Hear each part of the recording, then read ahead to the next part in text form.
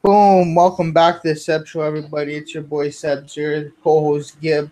It's been a while, guys. It's been a few weeks, almost a month that I've been back on the Sebs Show here. I've been sick for a while, was in the hospital and whatnot. Um, Good now. Did profit on the UFC 225. Was a good night for me. Colby Covington came through. I swept with Kobe Covington, Holly Holm, and Tai Tuivasa. I thought it was a great card overall. And then Dana White Tuesday Night Contender Series has been doing doing well too. I think it's been my first week. I got plus 1.13 units and actually fell off last week at minus 1.99 units, but looking to bounce back with UFC Singapore. Nice. So yeah, let's get it this weekend, guys. Gonna skip through a lot of these fights or skim through them rather quickly.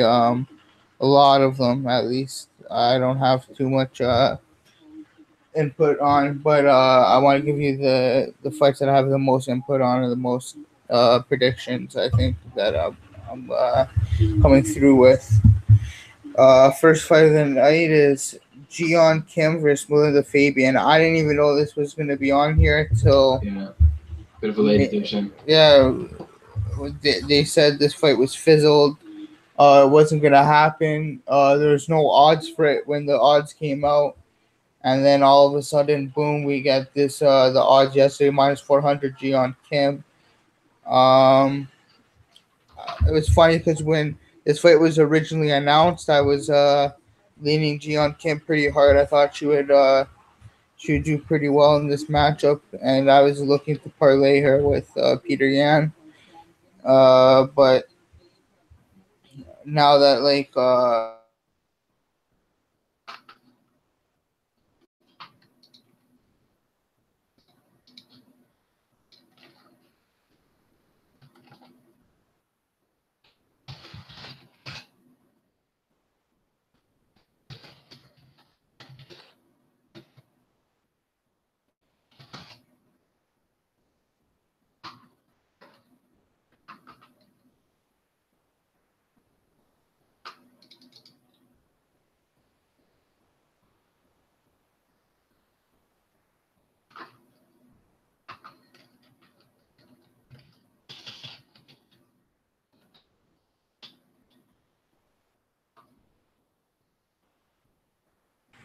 All right, you're back. So go back maybe 1 minute. that was weird. Yeah, just go back like 1 or 2 minutes. Yeah, no, I just think Jeon Kim takes it because Melinda Fabian doesn't have the experience, man. She's pretty bad record of 4-3-2. That draw against Deanna Bennett, she didn't look that good. Lost to Rachel Stovich on the show. I just think Jeon Kim's a better fighter, so I'm going with Jeon Kim here. Yeah, this is definitely a toss-up for Jeon Kim to kind of slam dunk it. When she first came on against Lucy Pudilivo, she didn't do too well, at least not as expected. I mean, obviously expecting some really good fire on the feet. She started to come back with the Justine Quiche fight, even though it was a bit of a split decision. So I think she's hoping to get her first knockout in this one. And Melinda Fabian is that kind of girl who looks like a little wobbly. But, I mean, Melinda Fabian's been through the Ultimate Fighter, so she's definitely had some tough fights, and especially as of recently just to be in the UFC. So, this could be her, the one win back because she needs to break the draw. So you never know. But yeah, Jeon Kim should do this. She's got good kicks, and she's got a good length on her too. I believe she's taller in this fight. Yep. Or around the same size, actually.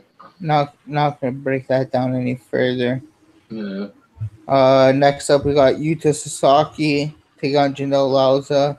On short notice, Mokhtarian got hurt, and Yuta Sasaki steps in. I think this is a good matchup for Sasaki. Mm-hmm. I think he's able to use his grappling here a lot. Janelle also gives up the takedown quite a bit. If you watched in his Eric Shelton fight, he was able to get controlled by the takedown and ground control.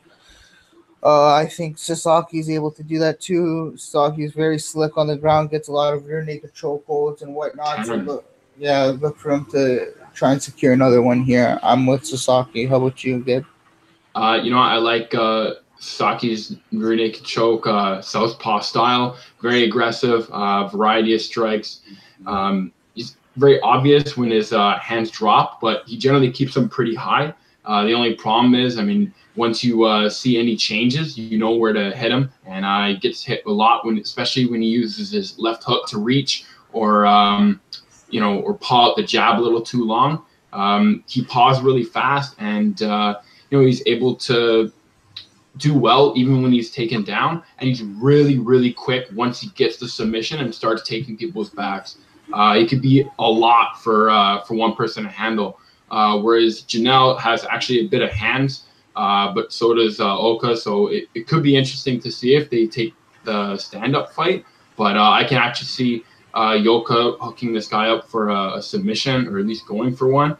Janelle tends to Loza go for those really quick guillotines or try to get really fast submissions. I think it tends to bite him in the ass a bit, especially at the UFC level. So we'll see if he can lock one up or even give Oka some trouble in the boxing.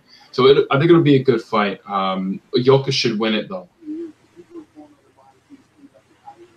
Yeah, I think Hoka should win it as well. They should be able to get the job done. Next up, we got Matt Danger Schnell take on Naoki Inoue. Naoki Inoue is 11-0. Kid's like 19 or 20 years old. Very nasty, slick jiu-jitsu. Decent Muay Thai stand-up. He's good overall, but uh, Matt Danger Schnell is pretty hard to take down, and I don't think Naoki has the wrestling to take him down. Mm.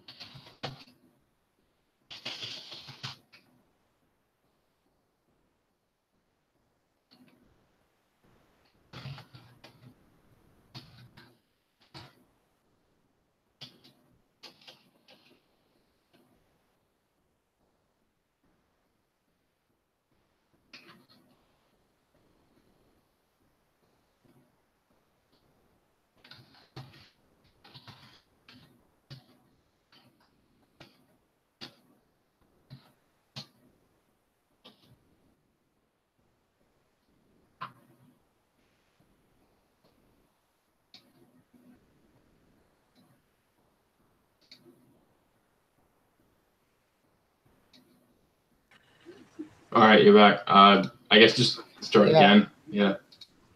yeah, my microphone just keeps. Yeah, it does. It did it again.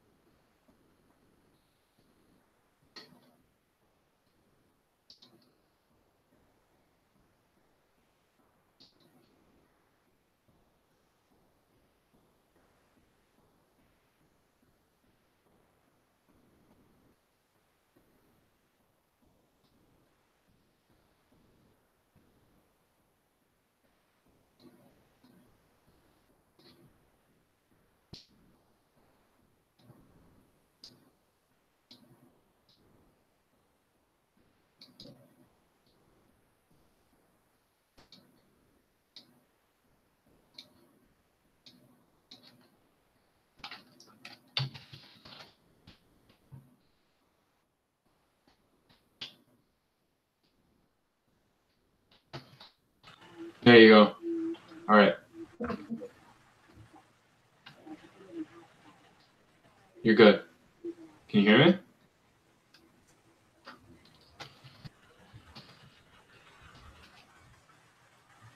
Can you hear me? I'm pretty sure it's back on your end though. Can you hear me? Yeah. Okay. Okay. Sorry about that, guys. Little technical difficulties, but yeah, Naoki anyway undefeated. Slick Jiu Jitsu coming in against Mad Dangerous now. Um, I think Naoki will be able to implement some of his jiu-jitsu, but Mad Dangerous now it is gonna fight off the jiu-jitsu, I'm pretty sure, and just keep it standing with his wrestling. I think his best path to victory is to keep it standing. Matt Dangerous has the better hands, I believe, and I think he's able to put a beating on Naoki anyway and get this job done. So I took Matt Dangerous 2.5 units at plus 170 to win 4.25 units. Let's go. Yeah, I gotta go with Matt Schnell in this one. I think he has a little bit better of a boxing ability than and that's not a bad thing. But at the same time, he gets knockouts, and I haven't really seen Naoki Inoue smash somebody or really have stopping power. He's got a lot of unique strikes, but they don't exactly move a person back a few steps. He's got a great body triangle, goes for submissions to get the KO and the ground and pound, but hasn't really finished it that way. He likes to mix in the elbows, which is great. But Matt Schnell has some great boxing. And he can also pull out a pretty good triangle and some guillotines. Before getting slammed, he looked to get Sandoval on the guillotine, but obviously Rob Font was a pretty tough matchup for him, and I just don't think Naoki Inoue can emulate what Rob Font's presence brought to Matt Schnell in that fight as well. Yeah. I believe what. Okay, that's it. Yeah, I think Max Shell gets the job done, guys. I think he's the faster guy on the feet as well. So I think he gets the job done standing See up. some good boxing on YouTube from him every now and then. Yep. Next up we got Zion Yan versus Vivian Pereira. It's another fight that I'm quickly skimming over. Vivian Pereira is a decent Muay Thai striker. Last loss against Tatiana Suarez, where she just got wrestled for 3. Or no, did she get choked out? I don't even remember. Which one? Her last fight? I think it was a decision. Yeah, she got 3 rounds. She got wrestled around for 3 rounds. Yeah, it was pretty bad. And then she beat Jamie Moyle. She beat Valerie Letourneau in UFC 206. I remember that because I was there. I had a big bet on Letourneau. And then Zion Yan with her hook kicks and everything, she's dangerous. She looked good against Kylan Curran, but who doesn't look good against Kylan Curran? It's a hard fight to call, man, but I think I'm going to have to give it to Vivian Pereira. I think she comes in on short notice and does the job. Gets a sub? No, just a decision. Yeah, I like Yan. I mean, she reminds me of Holly Holmes. She's always yelling for a lot of her strikes, but the strikes are super, super high level. Her side kick to the head, real nice. Again, not hard to do against Kieran, but at the same time, those are combinations that she can probably rattle off on people who are not watching her and have their defenses down. Vivian Pereira had a real tough fight in front of her against Tatiana Suarez, but Suarez is actually around the same size as Yan, so this is actually a really good fight for her to go into because it's another tall person, and yeah, it might give her a lot of reach problems, but it's not Tatiana Suarez, and she doesn't exactly have to worry about a lot of the submission threat that was brought to her in that fight. So I think she actually might be able to submit Yan. But I mean, Yan's pretty dangerous in those first rounds. I'd like to see her in more 3-round wars or 3-round fights to see if she can really sustain that. It looked like she was really fighting with everything she had, even though she was put up against fences a few times. So it'll be interesting. I actually think Yan might take it, but I could see Vivian winning through submission. Yeah, it's a toss-up fight. Next up we got Jake Matthews taking on Shinzo Ansai. Ooh. And man, I'm not impressed at all with Shinzo. Like whatever, he wrestled Luke Jumo for 3 rounds. He made Jumo look like shit. But like he's wild on the feet, man. He's just Weird, throwing, eh? yeah, he throws these weird punches. He has his chin up and out so much. Very easy to get hit. Um, He is a good wrestler, though. I'll give him that. But I think Jake Matthews is the better wrestler, better on the ground, Mm-hmm. uh, better standing up. Wherever this fight goes, I think Jake Matthews is better. So I had I parlayed Jake Matthews with somebody later in the card, 4.36 units, minus 218 to win 2 units. So yeah, Yeah. let's get it, man. Somebody later in the card, I'm very confident about. But I think Jake Matthews gets the job done, man. He's just better all around. He's the better fighter all around here.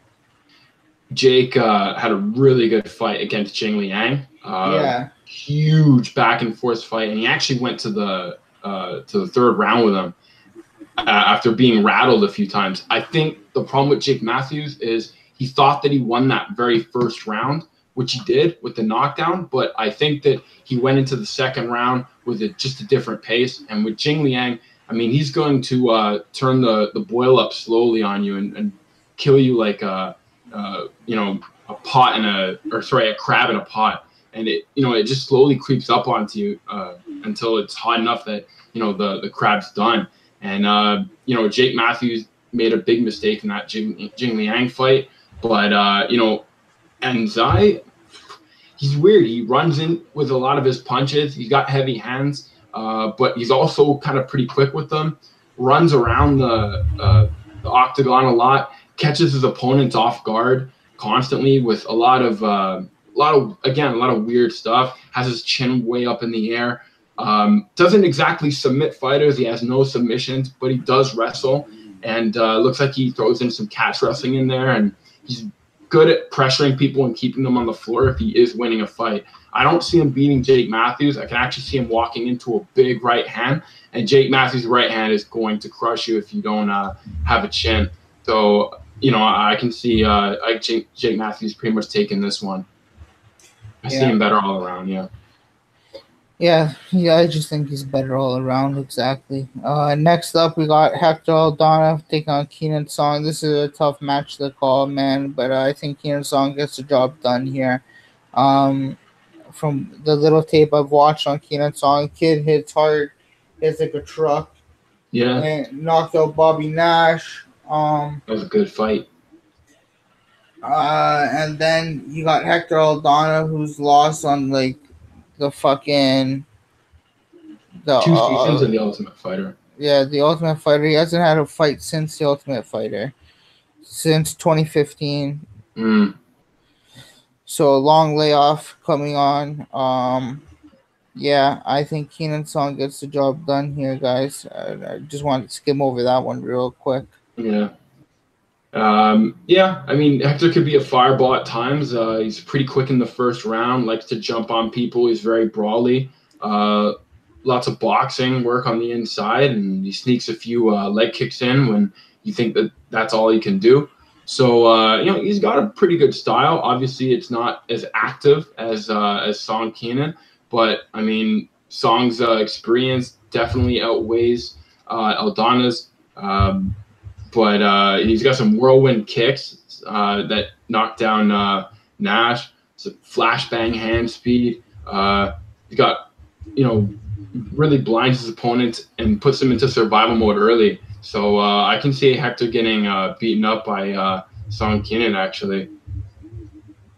Yeah. I think he got 4 knockouts in a row at one point with just his hands. Yeah, he's pretty dangerous. Yeah. Next up, we got Shane Young taking on Rolando Dai, and I like Shane Young.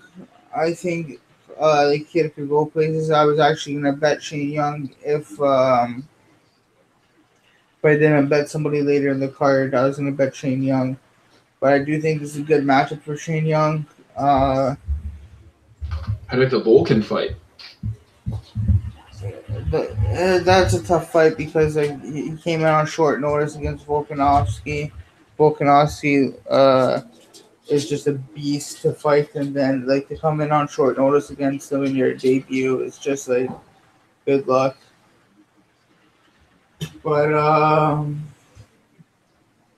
he's got nice hands, man. The kid's got good hands. He's Mm-hmm. technical. He's not that fast. He's an alright wrestler. He's good on the ground, but he's technical. That's what I like about him. Um, and then you got Rolando Dai, who actually is very explosive. Can punch and throws nasty quick kicks, and has very quick hands and hard hands. So he's an explosive guy, but he's a jobber too, man. Yeah, like I'm not big on him. I think he's not the best fighter, one of the best fighters in the company. I think this is a loser goes home match. Like whoever loses this might be able to get cut. Maybe they get one more fight after this. But these guys are like, no, this is a fight I would stay away from betting probably. Yeah. But I was gonna take Shane Young, and then I don't know. I watched Taekwondo Ronaldo dying. That just scared me away. I think it's gonna be a close match, but I'm going with Shane Young. Yeah. I saw a Rolando Dai fight. He ran into Luigi and Dai Yeah, knocked him down in the first sharp left hook, and yeah, he seemed to land that throughout the fight. He's got a good one. Manny Pacquiao is obviously very important to him, so he likes to hold that boxing pretty high up there. Um, Kind of lulls people to sleep with that style. But I mean, he's very explosive in the time where you think he's sleeping. I think he stands still a little bit too much. But I also think that that's what lost Shane Young the Vulcan fight. He was very defensive, and he's really dedicated to a jab, which is great, and it will beat a lot of people. But if you're trying to, you know, fend a real big guy like Vulcan off with just the jab, you're gonna need a few more components there, especially if you're gonna if you're gonna keep him away from you from round one on. I think sometimes he doesn't throw just enough to keep people off, but I think if both Rolando Dai and Shane Young go extremely slow, they're both pretty much we're gonna see how good they are, and they're only gonna fight when they want to. They're only gonna throw punches when they're comfortable. They're very picky, both fighters. So I think this will be a decision. It'll go extremely slow, and maybe Shane Young might come out on top of this one with a constant jab, and possibly even pull off a submission. But I mean, Dai's got some good submissions as well. So we'll see what happens. I think they're both about the same. yeah. I agree, man. I think they're both the same as well. Um, just give me a quick second here.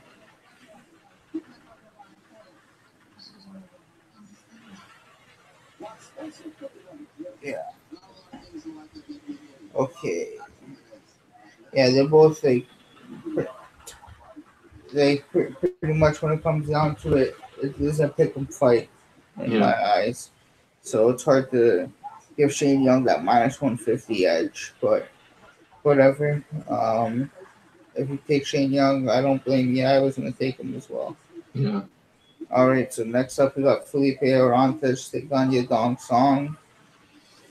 Song Yadong or whatever his name is fucking. He's dangerous on the pads. He's working with Team Alpha Male right now as well.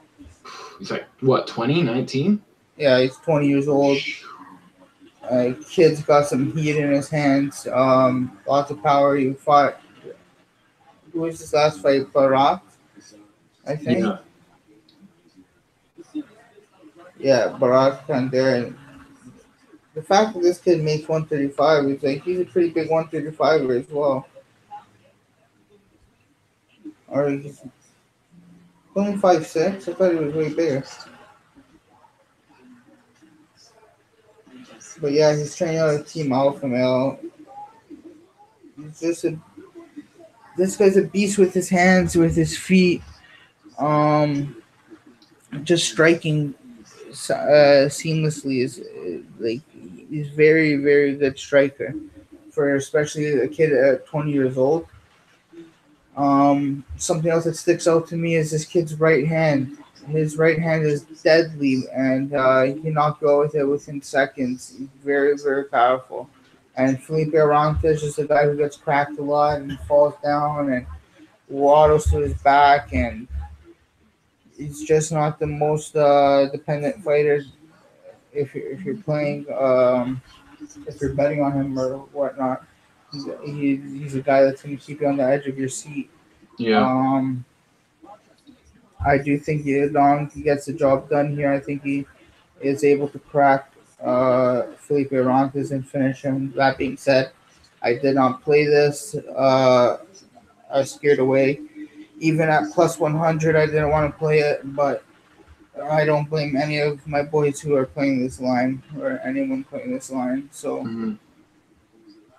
yeah, if you're taking a Dong, I don't blame you. If you're taking Felipe, I don't blame you either. But if you're taking a Dong, I definitely don't blame you. Yeah, I mean, Felipe has had some tough fights recently, like Josh Emmett and Eric Perez, both decisions, but I thought they were hard fought at least. He's never totally out, and he's got a pretty good arm bar that he, looking back on his career, he actually got John Lineker in it early on. Lineker. Yeah. Lineker, that's a good one. Oh, my bad. I think you told me about that one time. Yeah, likes to walk his way forward. He can be hesitant on his strikes and second guess himself, which does tend to get him hit a lot. He also walks into damage at times and stays a little too still after kicks. He doesn't get out of the way first, but he's got some good groundwork as well. Again, Song's not shy in throwing those spinning kicks. Got a super swift right hand. He finishes people. There's a reason why they call him the Terminator. He displays a lot of his talent already, and at 19, there's nowhere to go but up. Really, his in and out style is nice. I like it. It works well with all the people who he's fought up until now. He avoids a lot of early big shots because of it. He's good at fighting from a distance. He's good at moving in, sidestepping. He keeps forward and back, a nice little bounce. I'd like to see a few more inside kicks, but I still think he's doing great. I see the Terminator getting another win, possibly quick. We'll see what happens. But, I don't think – I don't know, maybe. Because Felipe's got that vet strength, so he's only 30. So he could turn it around, but I think Song will take it. Song's nickname's the Terminator? Yeah, I believe so. That's sick. Yeah, it is. That's sick. Next up we got Peter No Mercy Yan taking on Karuto Ishihara. And Peter Yan, what more can I say about the guy, man? If you go watch his last fight against Mateus Matos at ACB, he puts on a clinic before knocking him out. He's just very, very dangerous. He loves being in that chaos, fighting in the clinch, striking. So he's always trying to clinch, and he's always trying to clinch and knee you or whatnot. And I think he has a powerful right hand, very good hook. He's just dangerous. He's got some good wrestling as well. Trains out of Tiger Muay Thai. Yeah. All around, he's going to be a very good force in this division. I think he's facing Karuto Ishihara. This is a great matchup for him. Ishihara only has that left hand, so he has to worry about that left hand and then work around it and just pretty much piece up Ishihara for 3 rounds. Yeah. Possibly knock him out because Peter Yan's got some power in his hands and he works the body very well. I don't see Ishihara being able to stand with him for long. So I'm with Peter Yan all day here. I got a total of 8.36 units on him. I got 4.36 units on him, and Matthews minus 218 to win 2 units, and 4 units Yan and someone else later in the card minus 188 to win 2.12 units. So 8.36 units overall on Peter Yan. Very, very confident in him. And yeah, let's get the job done. Yeah, Peter Yan has some amazing movement, lightning quick Muay Thai kicks, great stamina. You never see this guy tired. It's a lot of that striking training. With only one sub and the rest being like all KOs, you could see where his skills really lie on that stand up, very fast, very blitzing, and he can keep it going, which is I think the best thing. Close up starting and finishing combos with kicks, very devastating fashion, and just the motor he keeps on his opponents, always having them waste energy as he comes forward, is I think a talent in and of itself. Ishihara, very wild, and I like that about him. I've always been a pretty big fan. I like when he comes in, his attitude and a lot of the rough brawling type of fight that he brings to every single table, whether he wins or loses. He definitely, wins and dies by the sword. He shines with his back on the fence. He shines almost in really bad positions, and all of a sudden he comes out with some crazy move. Some of it gets him into trouble, and a lot of the crazy moves tend to put him at more and more risk, which again is terrible for the decisions that he does tend to lose and getting finished. But if this guy can bring people into brawls with that left hook of his and his left hand, he could start taking advantage. He combos very, very fast, and he's really fast to get back on people. That's where you got to hit him again and keep him away from you. And I think Peter Yan has the stopping power to do it.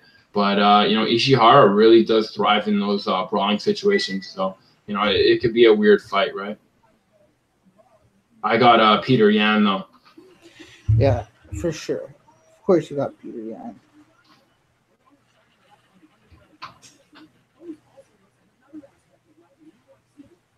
One second. Okay, next up, Li Jingliang versus Dachiabi. Dachiabi just lost to Luke Jumo. Not enough work over 3 rounds. I think not enough volume, I would say. But he tends to get hit a lot, and he tends to throw heat, but he gets hit a lot, man. Dachiabi. He's got power in his hands, though, so you got to watch out for sure. But like I said, man, the kid gets hit a lot. He's got some pretty stiff striking, not very fluid at all. Doesn't use his kicks all that often. He's more of a guy that tries to box with you, and when he's coming in, he leaves his chin open and up high. I'm gonna go with Li Jingliang here. I think he's fought the better competition. I think he's a better fighter overall. Everywhere he goes, I think he's a better fighter on the ground. I think he's a better fighter standing up. He's got a head full of bricks, man. The guy's got a crazy chin, and he can throw some fucking leather as well. He's got some heat on his hands. So I see him actually knocking out that Chiabe, and I got 4 units on Yan and Li Jingliang got minus 188 to win 2.12 units. So let's go. Here, Yan. Yeah, I mean, Jingliang is probably one of my favorites since I started working these breakdowns with you. I didn't know who he was previous, and when I started getting some more fights in and watching, I really enjoy his style. The guy gets hit and never stops. It's almost like when he's walking on you like a zombie, He's constantly moving forward, gets hit, and can close distances while making opponents stagger. He really is the leash. He stays close to you, and he's even deadlier on the ground. He can light people up fast with punches, good head movement, but it's weird because in the early goings of a fight, his head movement is kind of it's there, but not really. But all of a sudden, he starts getting hit, and this head starts moving. He's grooving around. All of a sudden, he's damaging guys with a great stance, nice left kick from his stance as well, and and plans on walking guys into a lot of big shots. But Daichi Abe, he started out getting knockouts, has no submission, so I think Jing Liang kind of has him beat on the levels front. He's got jiu-jitsu and he's got striking. If it goes to a decision, I even see Jing Liang taking it as well. He's got a head of rocks. The guy just doesn't go down. Abe hasn't gotten dropped either, so I mean you can always hit that sprint and click Jing Liang early, possibly being that last punch that does put Jing Liang down. But we'll see what happens. I think Jing Liang takes it because as the brawl gets more and more difficult, he almost tends to shine. But Daichi's got a young age, so he can always take punches, and he can make it just as difficult. So I think it'll be a good fight. But Jing Liang's got this. Yeah, I agree.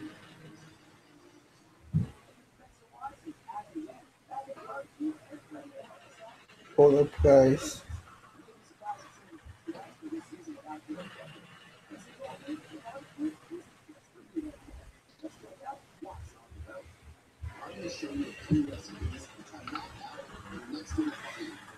Okay, next up we got Jessica Rose Clark taking on Jessica I. Jessica Rose Clark, good Muay Thai. Works at Syndicate MMA. Trading with John Wood. She's got. Who's her? She faced Paige Van Zandt and Rawlins. Rawlins, that's who it was. Yeah. Okay. Yeah. And she got a split against Rawlins, I believe. But yeah, I don't Rawlins think a tough fight, though. Yeah, I don't think it was a split. And then she also fought Karina Dam.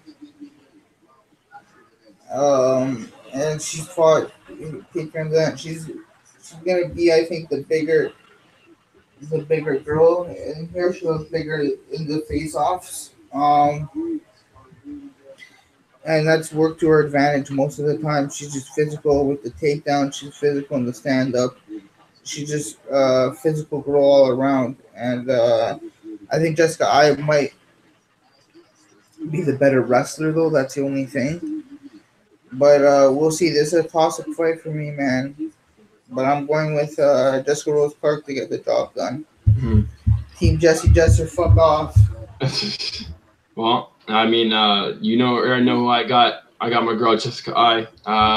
She always shows some pretty kick-ass fights. Whether it's Sarah McMahon, Misha Tate, Betch Carrera, they're all brawls. They're all some of the best fights if you want to really watch some good striking, good kick-ass style. It won't put the crowd to sleep, at least. And I can see this going back and forth a bit. I can see Jessica I hopefully taking this, but I mean, Rose Clark's tough as nails, and she doesn't go down without a fight either. And she's actually had a real good 3-fight win streak going as well, taking out Bec Rawlings and Paige Van Zandt recently. And I know Paige definitely wanted to come back off of her loss, so it's definitely in the favor of Rose Clark. But Jessica I's will fight tooth and nail just to get to the end of the belt. And sometimes she ends up putting a lot of fighters in a lot of bad spots. They're both the same age and they're both around the same height. I think at the weigh-in, I did notice that Rose Clark seems to be a little bit bigger though. So yeah. So who you got? No, I got Jessica I. Oh, you take Jessica I. Okay. Of course, eh? Tyson Pedro versus Ovince St. Preux. This is a good fucking fight. Oh yeah. this is another one that should be a toss up. I have no clue who's gonna win this fight. I know Tyson Pedro has got some power in his hands, knocks you out real quick, and he's nasty on the floor. He's got some nasty jiu-jitsu, very heavy top game, very good top control. Rolls with you as soon as you make a mistake on the floor. He knows what to do. He capitalizes on your mistakes. Other than that, the guy's got some great stand up as well. Could be stagnant at times, doesn't move his head sometimes. He falls into trouble, but he's good in the clinch. He's strong, man. He's a big boy, and he's going against Owen St. Preux, who's another just a monster. But the only problem here that I'm having is I seen Tyson Pedro in a 3 round fight, and I thought he would gas more. He's not. It looks like his conditioning is actually pretty good. And then Owen St. Preux, his conditioning we all know isn't the greatest, and he's a little bit chinny, so you can't teach that, or you can't train your chin. But it's a tough fight, man. I'm gonna go with Tyson Pedro to get the job done, though. I think he gets the job done over Owen St. Preux. OSP, he's a big switch hitter, and a lot of people like to see that.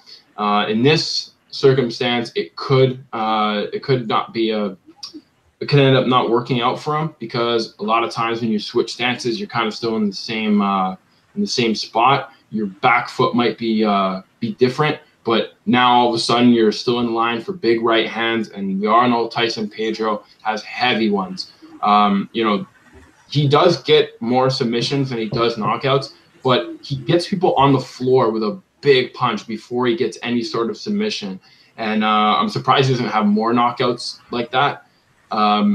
He could be very crafty on the floor, but both of them actually got out wrestled by Leary Latifi in both very interesting fights. Latifi was able to end Owen St. Preux in the very first round with a great guillotine choke after a good combination landed, but he had to take a few rounds to beat Tyson Pedro up and really cement the fact that he's a better fighter round by round. And Owen St. Preux, over the rounds, does tend to fade. You start seeing him switch stances a lot, almost unsure if he even should switch. A lot of his opponents kind of tend to stay really far away because of that. But when they go on the inside and they're dedicated, all of a sudden they find all these combinations and they start hitting them up. And like you said, he is a bit chinny. So once he gets hit by those, he does show a lot of pain in his face. But he's a great wrestler. He's very good at turning a technical submission, out of nowhere. Good shoulder chokes. He's he can come out of nowhere with something. And Tyson Pedro, same thing. So this is a very, very close fight. I think Owen St. Preux still might have it in him, and he's got a lot of experience. He's good at getting to those 3 rounds, so we might even see Pedro another 3-round fight to see if he still has that stamina to catch Owens down the line. Yeah, let's see. And to our main event we go. Leon Edwards, Donald Cerrone. So Leon Edwards, let me just go through his record for you guys real quick. His first loss was a disqualification to Delroy McDowell. That was his first loss ever, DQ. So let's not even count the DQ. No, yeah. And so he didn't get a loss until he fought Claudio Silva, which was a split decision that he could have won. So another fight that came razor close that he could have won. So I'm not really counting that as I'm counting it as a loss, but with an asterisk. The only true loss I give him on this record is Kamaru Usman. Yeah. Who wrestled him for 3 rounds. And other than that, the guys beat guys like Albert Tumanov, Vincente Luque, Brian Barberena, and just beat Peter Sabata with TKO'd him in the last second of the 3rd round. He's looked good. Rocky Edwards is no joke. He will go whichever path has least resistance to win the fight. He's gonna, if he sees you're having trouble with the takedowns, he's gonna take your ass down. And he's gonna work on you like that. If he sees you're standing up, he's gonna work his boxing on you, and he's gonna beat you up standing up, man. He's gonna break you down. And I think against Donald Cerrone, this is his fight to lose. I think this is Leon Edwards' fight to lose. I think Donald Cerrone's past his prime now, and he's not fighting the best that he could have, and looked a little weird at the weigh-ins. I thought during the stare down, Leon Edwards was way bigger than him, like absolutely huge compared to him. Other than that, uh, man, I don't know where else Leon Edwards would go, but I think stands up here and he just beats the fuck out of Cowboy, knocks him out in the second or third round. How about you, Gib? Yeah, I definitely had to do a lot more research on Leon Edwards, and I'm glad I did. I like the way he fights. He gets these decisions, man, and he does go the path of least resistance, but he cracks hard, and he's able to bring his strikes down to a point where they still hurt you. They still have stopping power. He can keep the left kick in your body at all times, and he's very heavy on those shots that make it difficult for you to go on to the second and third round. Like he's got a great body work. I don't think a lot of people do it like him. He's good at landing those straight lefts and kicks to the body. Whereas Cowboy just kind of throws everything. He really lets everything out there. I agree that Cowboy's style of kind of going into every fight, not really caring, might be his downfall. But at the same time, it's got him a few really good wins. I believe when he started bringing sparring down out of his camp and kind of, you'd hear different things about how he's running camp. A lot of people took it as information like, he doesn't want to fight anymore. He's just kind of doing it to do it. But, I still think that he's making a big statement. I mean, the Yancy Medeiros fight was good. I don't see him landing a combination like he did against Rick Story or anything, especially since Leon stays very far away. But I can see the fight being a little difficult for Leon Edwards and maybe not exactly walking through him as a lot of people say he is. I think Leon Edwards still wins it. Hopefully he can get to a decision and kind of beat up Cerrone enough that he's just not even able to land, take advantage of missed punches.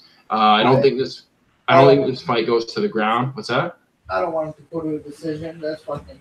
Oh, I don't think this fight goes to the ground. I don't think Donald would really let it happen, and I think Leon stays standing generally. So we'll see what happens, but I can see a 5-round fight. Yeah, it's possible, but I see Leon Edwards knocking him out.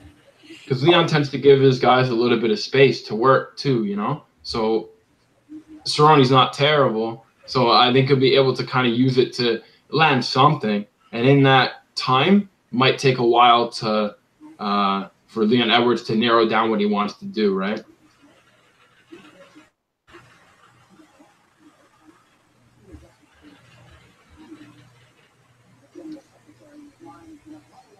Yeah. All right, guys. That's all for this week. Thank you for tuning in.